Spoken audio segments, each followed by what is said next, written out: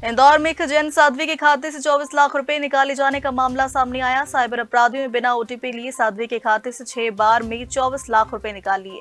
साध्वी को यह राशि दान के रूप में मिली थी, जो कि आहार विहार के दौरान खर्च की जाती थी। हेल्पलाइन नंबर पर मिली शिकायत पर राज्य साइबर सेल ने जांच शुरू कर दी है। एक साइबर ठगी का मामला सामने आया हुआ है, जिसमें जैन साध्वी जी हैं, उनके साथ में धोखाधड़ी करके साइबर फ्रॉड करके 24 लाख रुपए उनके अकाउंट से निकाले गए हैं। SBI बैंक का उनका अकाउंट है और छिंदवाड़ा ब्रांच का है। उनके द्वारा ये बताया गया कि 23 दिसंबर 2025 में उनके मोबाइल पर बिना कोई मैसेज आए हुए उनके खाते से 6 ट्रांजैक्शन में 24 लाख रुपए निकाले गए हैं। हम लोगों ने केस रजिस्टर्ड कर दिया है और इस पर भी विवेचना जारी है। जिन खातों से पैसे निकले हैं उनके बारे में जानकारी प्राप्त की जा रही है। जिन ATM से पैसे निकाले गए हैं उनके बारे में भी जानकारी प्राप्त करके फुटेज प्राप्त किए जा रहे हैं और उसके बाद में कार्रवाई की जाएगी। भोपाल के अबान शकील को इंदौर की कनाडिया पुलिस ने क्राइम ब्रांच की मदद से गिरफ्तार किया, जिसके पास से MD ड्रग्स बरामद हुई। वहीं अब पुलिस पूछताछ में जुटी है। Crime branch additional DCP Rajesh Dandotiya ने बताया कि अबान शकील से पूछताछ जारी है, जिसमें खुलासा हुआ कि अबान शकील की एकेडमी भी है। ड्रग प्रेडर अबान शकील, जो कि भोपाल का रहने वाला है, और उसको 5.5 ग्राम MD के साथ इसको जो फिनिक्स मॉल के सामने पकड़ा गया था। इसको थार गाड़ी भी इससे जब्त की गई थी। और अबान शकील के बारे में भी पता चला, उससे खिलाफ 92/92 एक्ट के तहत केस रजिस्टर किया गया, इन्वेस्टिगेशन लिया गया, तो उसको पुलिस रिमांड पे भी लिया गया था। तो पता चला कि भोपाल का ये रहने वाला है और भोपाल में जो इसकी मदर है वो स्कूल संचालिका है, तो स्कूल चलाती हैं। और उसमें इसके द्वारा कई लोगों के नाम बताए गए हैं, जो कि थाना कनाडिया के द्वारा उनको लगातार सर्च किया जा रहा है। इसमें एक बाबा का नाम भी सामने आया है, तो उसको भी जल्दी ही उनके खिलाफ कड़ी कार्रवाई की जाएगी।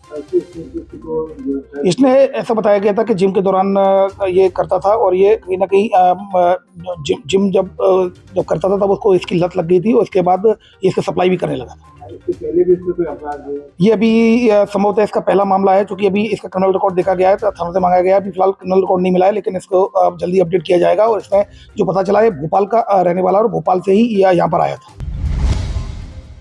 इंदौर में शुक्ला बस में आग लगने के मामले में पुलिस कार्रवाई जारी है। वहीं लापरवाही पूर्वक बस चलाने वाले ड्राइवर को पुलिस ने गिरफ्तार कर लिया। एडिशनल DCP राम स्नेही मिश्रा के मुताबिक राजकुमार की ओर से सरवटे बस स्टैंड की ओर जा रही बानेश्वरी ट्रेवल्स की बस के द्वारा बैतुल के रहने वाले संतोष नामक युवक को जोरदार टक्कर मार दी थी। संतोष काफी देर तक बस के नीचे ही दबा रहा, जिससे राहगीरों की मदद से बाहर निकाला गया। उसके बाद अचानक से बस में आग लग गई। कल दिनांक को जो एक्सीडेंट हुआ था बानेश्वरी ट्रेवल्स की गाड़ी का, संतोष पंडागरी जो बैतूल का रहने वाला लड़का था, वो घायल हुआ था। उस पर से लापरवाही पूर्वक जो ड्राइवर गाड़ी चला रहा था आजाद, उसको अभिरक्षा में लिया गया है। बाकी प्रिवेंटिव कार्रवाई की जा रही है। उसमें चूंकि आगजनी भी हुई थी, जो बस पक्ष है उसके द्वारा लेखी आवेदन दिया गया है कि किसी पर कोई शक शुबह नहीं है। बाकी हमारी मैकेनिकल जांच चल रही है। हमारी जो एक्सपर्ट टीम रहती है फॉरेंसिक की, उसके द्वारा घटनास्थल का निरीक्षण किया गया है। जो स्रोत होगा उसके मुताबिक साक्ष्य जुटा करके आगे कार्रवाई की जाएगी। आग कैसे लगी थी, लगाई गई थी, क्या कारण था? इसी के लिए हमारे जो एक्सपर्ट हैं घटनास्थल का निरीक्षण किया गया है, स्रोत का पता किया जा रहा है। जैसे ही जो भी तथ्य आएंगे उसके मुताबिक आगे कार्रवाई की जाएगी। और कहां से कहां तक संचालित होने जा रही थी बस बानेश्वरी ट्रेवल्स वालों की है, जो यहाँ पर रीगल आ रही थी। उसी समय पर कुशवाहा नगर से जो संतोष पंडागरे हैं वो भी अपनी कंपनी में काम करने के लिए जा रहे थे, तब ये एक्सीडेंट हुआ था। सर, युवक को पूछताछ की बात सामने जिसे गिरफ्तार करा, इसमें क्या बताया? नहीं, उसके द्वारा तो चूंकि ड्राइवर है, लापरवाही पूर्वक उसके द्वारा चलाया गया है, इसलिए उसको अभिरक्षा में लिया गया है। सिर्फ उसके जो डॉक्यूमेंट्स हैं, ड्राइविंग लाइसेंस है, अन्य डॉक्यूमेंट्स हैं, वो भी वजह से वो जब्त किए जा रहे हैं। और आगे पूछताछ में और भी तथ्य अगर आते हैं तो उसका भी पुष्टि किया जाएगा। इंदौर में जमीन के नाम पर धोखाधड़ी का मामला सामने आया। यहां एक प्लॉट की फर्जी दस्तावेजों से रजिस्ट्री कराकर ठगी की गई, जिसकी पीड़िता द्वारा क्राइम ब्रांच में शिकायत की गई है। पुलिस ने मामला दर्ज कर जांच शुरू कर दी।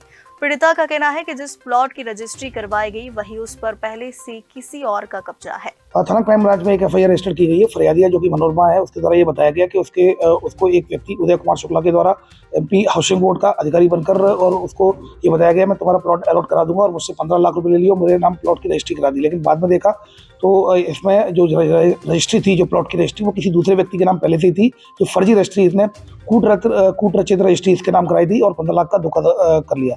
इसमें इसने जो आरोपी है उसके खिलाफ धोखाधड़ी की धारा में केस रजिस्टर कर लिया गया, एक प्रतिरूपण का, दूसरा कूट रचित दस्तावेज तैयार करने का प्रकरण पंजीबद्ध कर लिया गया है।